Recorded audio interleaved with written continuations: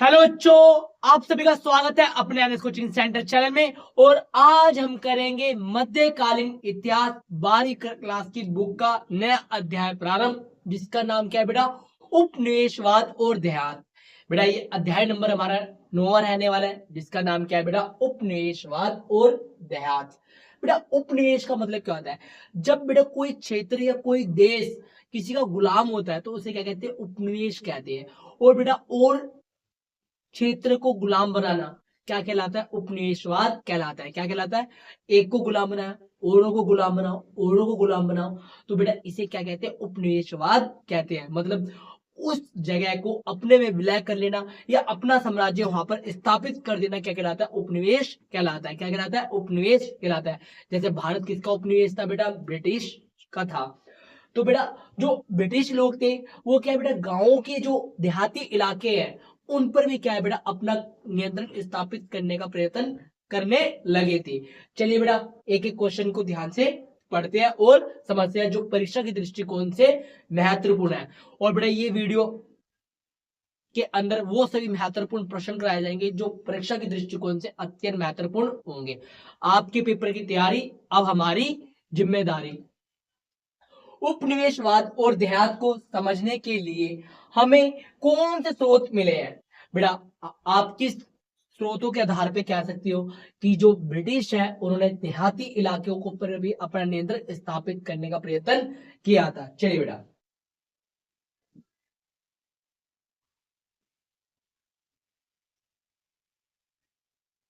उपनिवेश और देहात को समझने के लिए हमें कौन से स्रोत मिले हैं? अभिलेख। बेटा अभिलेखों से हमारे को पता चलता है। सर्वेक्षण की रिपोर्ट, जो बेटा उस समय सर्वेक्षण किए गए हैं उन रिपोर्टों से हमारे को पता चलता है कि जो ब्रिटिश थे उन्होंने क्या है बेटा? देहाती इलाकों पर अपना नियंत्रण स्थापित करने का क्या किया था बेटा? प्रयत्न किया था। यात्रियों के विवरण, उस समय जो बेटा यात्री भारत के अंदर क्या है यात्रा करने के लिए आए थे उन्होंने अपने यात्रा वृत्तांत में क्या है बेटा? इस चीज का वर्णन किया है।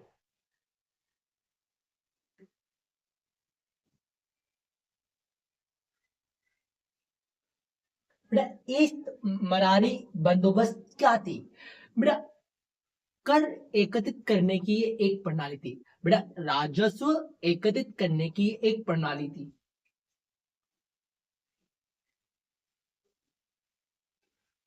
बेटा एक व्यक्ति थे जिनका नाम था लॉर्ड कार्नावालिस। क्या नाम था? लॉर्ड कार्नावालिस।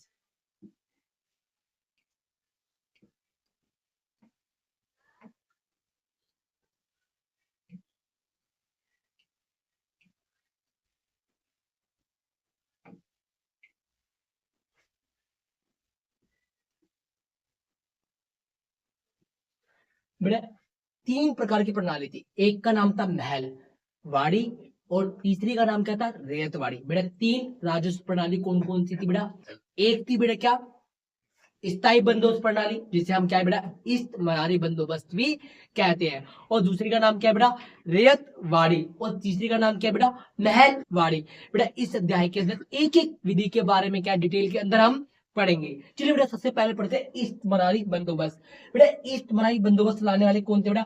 लॉर्ड काना वालिस। कब लेके आए थे बेटा? 1793 में। बेटा कहाँ पे लागू की थी बेटा? बंगाल पे लागू की थी। कहाँ पे लागू की थी बेटा? बंगाल पे लागू की थी। बेटा लॉर्ड कॉर्नवालिस तब बेटा क्या थे? ये गवर्नर जनरल थे। क्या थे बेटा?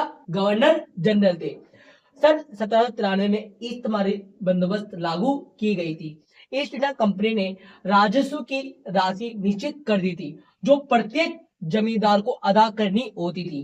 जो जमींदार अपनी निश्चित राशि नहीं चुका पाते थे उनसे राजस्व वसूल करने के लिए उनकी संपदाएं नीलाम कर दी जाती थी, जिसे ईस्ट मनारी बंदोबस्त कहा गया। बेटा इसे सूर्यास्त विधि के रूप में भी जाना जाता है। कहने का तात्पर्य क्या है बेटा? ये हमारा गपोड़ी लाल है।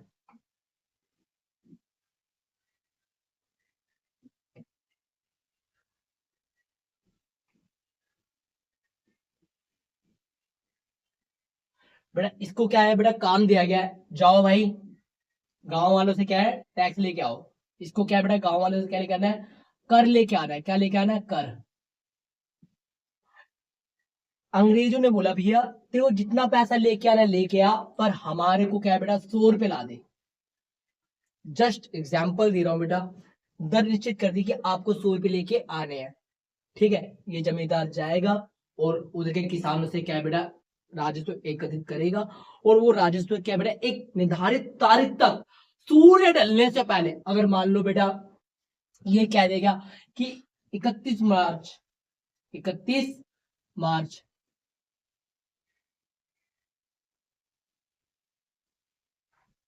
31 मार्च तक आपको क्या है धनराशि क्या है डिपॉजिट करवानी है।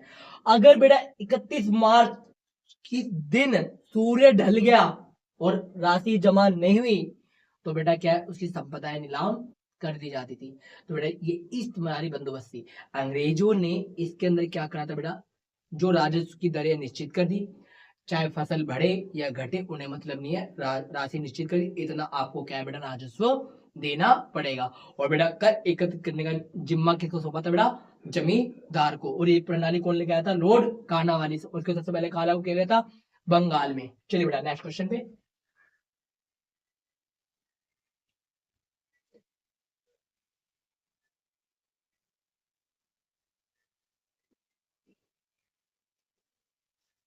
राजस्व राशि के भुगतान में जमींदार क्यों चूक करते थे बेटा, जो राजस्व के अंदर बेटा ये समय पे क्यों चुकाते नहीं थे, क्या चूक करते थे ये।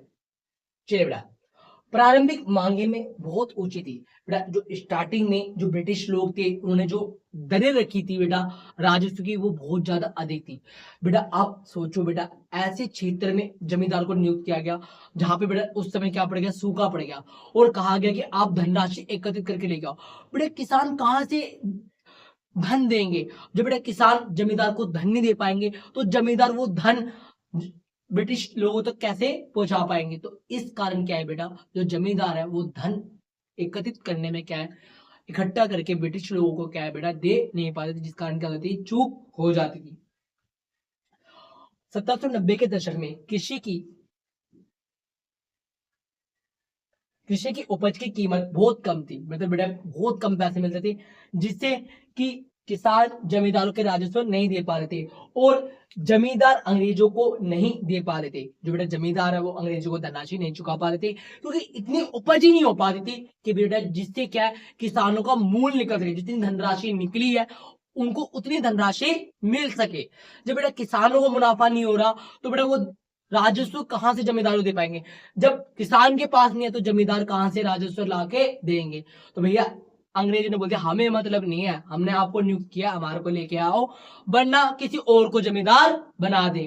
तो बेटा अगर कोई नहीं दे पाता तो उसकी जिम्मेदारी नीलाम कर दी जाती थी।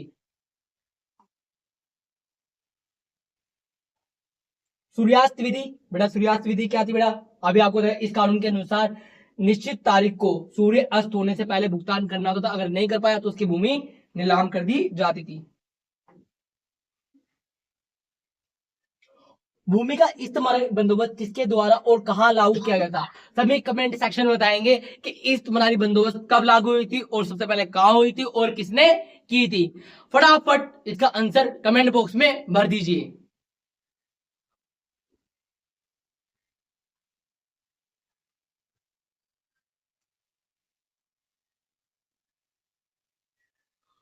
सूर्यास्त विधि से आप क्या समझते हैं बेटा, सभी के सभी अभी आपको मैंने बताया सूर्यास्त विधि क्या होती है, आप अच्छे से आप समझ गए होंगे। चलिए बेटा समय की बर्बादी ना करते हुए नेक्स्ट क्वेश्चन पे चलते हैं।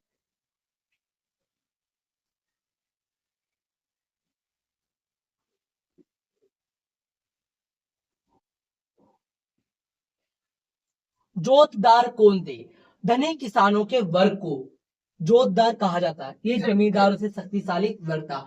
बेटा जोतदार कौन थे बेटा, जो धनी किसान होते थे, जो अमीर किसान होते थे गांव के अंदर, उन्हें क्या कहा जाता है बेटा, जोतदार कहा जाता है। ये बेटा जमींदार से भी क्या होते थे, संपन्न और शक्तिशाली और संपन्न वर्ग होते थे। हवलदार, गाटीदार व मंडल, कई स्थानों पर जोतदारों के हवलदार, गाटीदार व मंडल कहा जाता था। बेटा जोतदारों के क्या अलग अलग नाम थे, कई पे गाटीदार, मंडल और हवलदार कहा जाता था।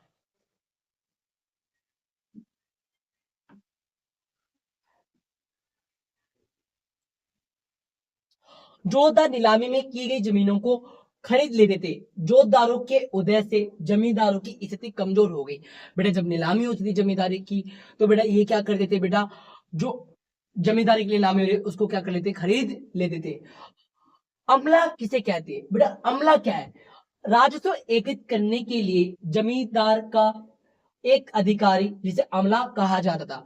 बेटा क्या होता है अमला, बेटा जमींदार स्वयं ना जाकर अपने एक व्यक्ति को भेज देते। बेटा जमींदार की भी अपनी एक हैसियत है, वो गांव के अंदर थोड़ी जाएगा धन एकत्रित करने के लिए, तो उसकी शोभा कम हो जाएगी। तो बेटा वो खुद ना जाकर अपने एक अधिकारी को नियुक्त कर देता, जा भाई पैसे लेकर आ, हफ्ता वसूली करके आ। तो बेटा जो हफ्ता वसूली करने के लिए, कहने का तात्पर्य है बेटा किसानों से गांव में राजस्व एकत्रित करने आता था, उसे क्या कहते, अमला कहते थे। बुकानन कौन था, फ्रांसीसी बुकानन एक चिकित्सक था। बेटा ये बुकानन कौन था बेटा, एक चिकित्सक था। बेटा इसके बारे में डिटेल के अंदर पढ़ेंगे, बुकानन कहां से आया था, बुकानन ने क्या क्या किया, बुकानन किसके दरबार में था, और बुकानन की कौन कौन सी कीर्तियां हैं, एक एक चीज के बारे में अच्छे से पढ़ेंगे। जो भारत आया और बंगाल चिकित्सक सेवा 1796 से 1815 तक कार्य किया। बेटा पांचवी रिपोर्ट का वर्णन कीजिए, बेटा पांचवी रिपोर्ट का वर्णन कीजिए।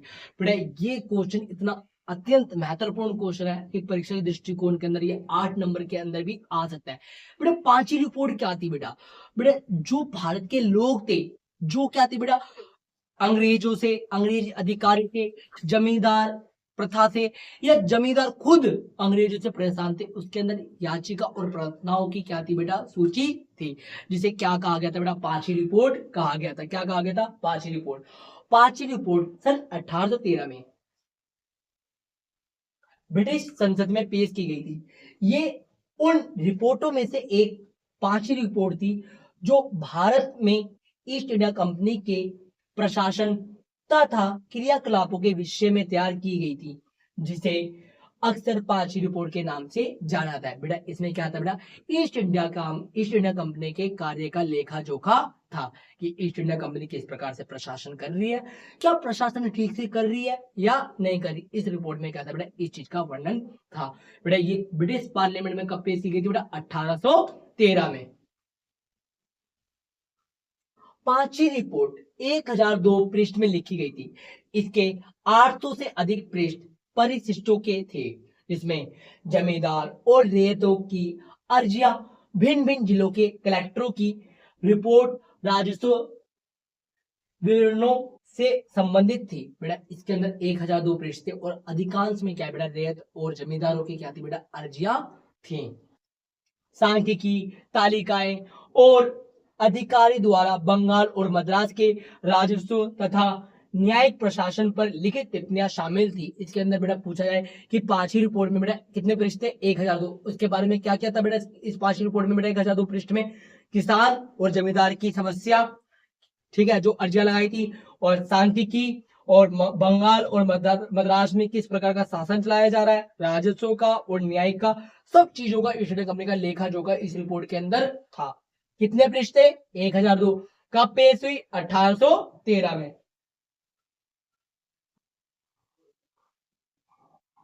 बेटा उद्देश्य क्या था, कंपनी की गतिविधियों पर नियंत्रण। बेटा ईस्ट इंडिया कंपनी ने क्या है बेटा, कंपनी की गतिविधियों पर नियंत्रण रखने के लिए क्या है बेटा, इसको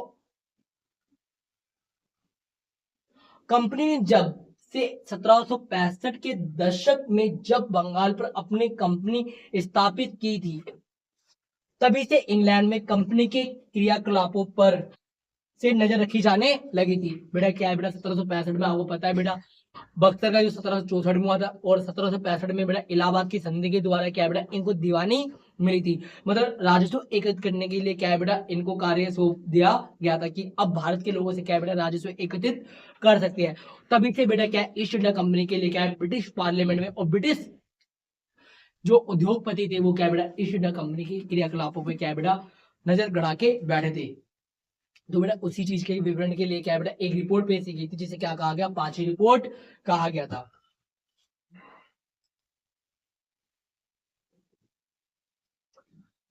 एकाधिकार के विरुद्ध। बेटा फिर ईस्ट इंडिया कंपनी को क्या था बेटा, कार्य करने का एकाधिकार प्राप्त था। तो बेटा जिस कारण क्या था बेटा, ब्रिटिश क्या थे बेटा, जो उद्योगपति थे, ब्रिटेन की जो बड़ी बड़ी कंपनियां थी, वो क्या करते, इसका विरोध करते कि आपने ईस्ट इंडिया कंपनी को एकाधिकार क्यों दे रखा है, एकाधिकार खत्म किया जाए, क्योंकि वो गलत तरीके से और मनमाने थे, और जितना प्रॉफिट होता है वो अपने ऊपर ही लगा रही है, सही अमाउंट अपने देश तक नहीं पहुंच पा रहा है। ब्रिटेन में बहुत से ऐसे समूह थे जो भारत तथा चीन के साथ व्यापार पर ईस्ट इंडिया कंपनी के एकाधिकार के विरोध करते। वह चाहते थे कि उस स्थायी फरमानों को रद्द कर दिया जाए जिसके तहत कंपनी को एकाधिकार दिया गया था। बेटा कौन सा स्थायी फरमान की बात करी जा रही है बेटा, 1600 ईस्वी में रानी एलिजाबेथ प्रथम ने क्या है बेटा, ये घोषणा की थी कि ईस्ट इंडिया कंपनी का एकमात्र अधिकार प्राप्त होगा कि वो भारत में क्या है बेटा, व्यापार करेगी और चाइना के अंदर व्यापार करेगी। बेटा 1813 में क्या है बेटा, इसको ईस्ट इंडिया कंपनी गतिविधियों को नियंत्रित किया गया था 1813 के चार्टर एक्ट में। अब क्या है बेटा, चाय और चाइना को छोड़ के अन्य कंपनी को भी क्या है बेटा, अनुमति दे दी गई थी व्यापार करने के लिए। मतलब भारत के अंदर अन्य कंपनियों को भी, अन्य उद्योगपति को भी क्या है बेटा, व्यापार की अनुमति दे दी गई थी। कौन से एक्ट में, 1813 के चार्टर एक्ट में। और पहली बार इस एक्ट में क्या था बेटा, 1 लाख तक भारत की शिक्षा पर खर्च किया जाएगा। और इसी एक्ट की एक विशेषता और है कि भैया पहली बार ईसाई मशीनरी का भी प्रयोग किया गया था। ईसाई मशीनरी का प्रयोग का मतलब यह है कि भारत के अंदर ईसाई धर्म का प्रचार प्रसार किया जाएगा। एकाधिकार के कारण निजी व्यापारियों की संख्या बढ़ती जा रही थी। कई राजनीतिक समूह का कहना था कि बंगाल पर मिली विजय का लाभ केवल ब्रिटिश ईस्ट इंडिया कंपनी को मिल रहा है, संपूर्ण राष्ट्र ब्रिटिश राष्ट्र को नहीं। ब्रिटेन में जब कंपनी के कुशासन और अव्यवस्थित प्रशासन के विषय में सूचना प्राप्त हुई तो संसद में ये विषय वाद विवाद के रूप में बन गया था। ये वाद विवाद से क्या है बेटा, बड़ा मुद्दा बन गया था। कंपनी पर नियंत्रण स्थापित करना। ब्रिटिश संसद ने भारत में कंपनी के शासन की नियंत्रण करने के लिए अनेक अधिनियम पारित किए। कंपनी को बाध्य किया गया कि वह भारत के प्रशासन के विषय में नियंत्रित रूप से और अपनी रिपोर्ट भेजा करे, और कंपनी के कामकाज की जांच करने के लिए कई अधिकारी और कई समितियां नियुक्त की गई थी। ये थी बेटा आपकी 5वीं रिपोर्ट। अगर बेटा आपको समझ में ना आई हो तो आप बेटा कमेंट सेक्शन में बता देना, इस क्वेश्चन को दोबारा आपको समझा दिया जाएगा। और आप चाहते हो बेटा कि आपको समय पर ऐसी वीडियो मिलती रहे और आपको पीडीएफ नोट्स मिले, तो आप कमेंट सेक्शन में क्या है, लेट्स ज्वाइन एनएस ड्रॉप कर दीजिए और आपको पीडीएफ फॉर्म में क्या है बेटा, नोट्स प्रोवाइड करवा जाएंगे। बेटा ये परीक्षा के दृष्टिकोण से अत्यंत महत्वपूर्ण प्रश्न है, पहले इस प्रश्न को करिए और उसके बाद नेक्स्ट वीडियो के अंदर क्या है बेटा, इस चैप्टर को पूरी तरह से क्या समाप्त कर दिया जाएगा। तो बेटा चैनल को सब्सक्राइब कर लीजिए, एनएस कोचिंग सेंटर। सब लाइव हो गया।